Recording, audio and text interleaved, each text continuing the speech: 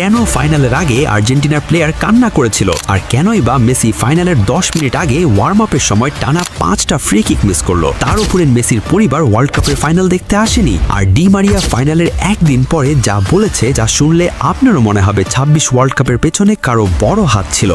Final শেষ হওয়ার ঠিক একদিন পরেই সামনে আসে এক বিস্ফোরক তথ্য। এর ওপরে আর্জেন্টিনার আরেক লেজেন্ডারি প্লেয়ার ডি মারিয়া বলে, আমাদের প্লেয়ার টানেলে বসে কান্না করছিল।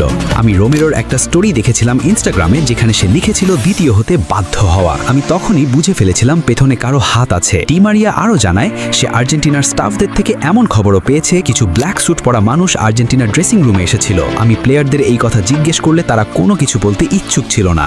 আর একদম শেষে বলে, আমি মেসিকে দেখেছি পরপর 5 বার ফ্রি কিক মিস করতে। মেসি অবশ্যই কিছু নিয়ে এতই চিন্তিত ছিল যে সে মনোযোগ দিয়ে খেলতেও পারছিল না। আর্জেন্টিনাকে ফাইনালে আনা হয়েছিল আমাদের প্লেয়ারের সামনে স্পেনকে জিতানোর। তার উপরে মেসি 2014 সালের ওয়ার্ল্ড কাপে হেরে যাওয়ার পরেও এভাবে কাঁদেনি, ঠিক 2026 ওয়ার্ল্ড কাপে যেভাবে কেঁদেছে। কারণ আমার মতে মেসি হয়তো জানতো আর্জেন্টিনা ওয়ার্ল্ড কাপ জিততে পারবে, কিন্তু কেউ তাদের পা বেঁধে রেখেছে গোল করা থেকে। এখন ডি মারিয়া সত্যি বলছে না মিথ্যা সেটা আমরা জানি না, কিন্তু তার কথা আমাদের বিশ্বাস করা ছাড়া আর কোনো সোর্সও হাতে নেই। তাহলে কথা হচ্ছে, এর পেছনে কার হাত? ট্রাম্পের, ফিফার না অন্য